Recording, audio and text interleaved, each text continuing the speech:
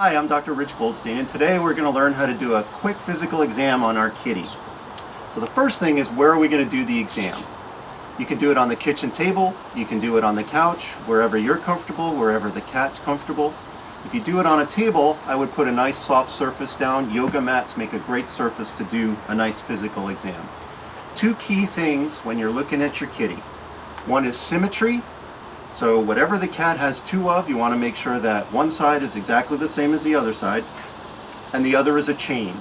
So by you doing a physical exam once a month or however you want to do it, if you notice a change in something that you've been looking at all the time, that's when you want to get the vet involved.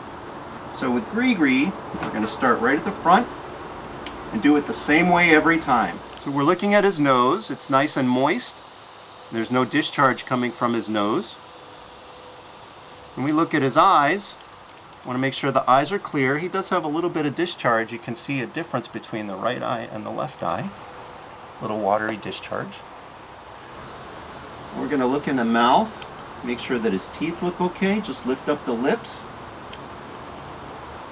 Get a good look at his teeth. On some cats, they'll gently let you open their mouth and take a look at their tongue and at their gums and get a good look at the inside of their mouth as well. You can feel underneath his neck. Cats that are hyperthyroid sometimes will have a lump in their neck. Look at his ears. Make sure that they're clean. Make sure there's no smells. Looking at his feet, you can gently push on the pads to push the nails out to see if the nails need trimming. Make sure they're not growing into the pads. You can gently flex the wrist joint and make sure there's no swelling and no pain.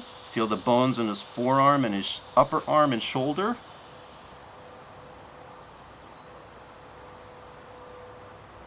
One easy way to check for dehydration is to gently tent up the skin right between the shoulder blades. Pull it up and gently let it go. It should take 1 to 2 seconds to go back into place. Make sure he's hydrated. When we get back to his chest, and you can actually feel the heart beating right over the rib cage. And you can count how many times the heart's beating in a minute. And again, if you're noticing any changes in the heart rate, faster or slower, or if it starts to feel a little bit different in its rhythm, you want to alert your vet. Watching the chest rise and fall will give you his respiratory rate. Now, cats need to breathe through their nose. So if you notice that your cat is panting like a dog and his respiratory rate is very quick, sometimes that will happen if a cat is stressed, but sometimes that will happen if a cat is having trouble breathing. Come back here to his belly, and you just want to gently massage his belly. Make sure it feels nice and soft. Make sure he's not painful. And come back to the back legs. And again, check his toenails. You can check his ankle joint, make sure it's not swollen. Feel all the bones and the joints, make sure there's no swelling or pain. When we take a look at his coat and his skin, Cats love when you rub their fur the wrong way, don't you?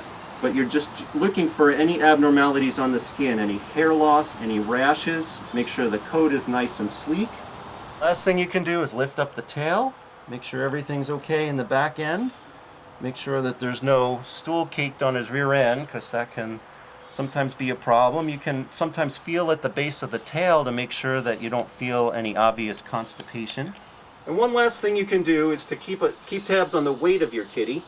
You can get a postal scale or a baby scale. A scale that has ounces is very important because cats' weights are going to change by ounces, not usually pounds. Whoop. There we go, little buddy. 6 pounds, 7 ounces. All right, little friend. Now, one little thing about weight. When you weigh your kitty, try to weigh them at the same time on the days that you're going to weigh them.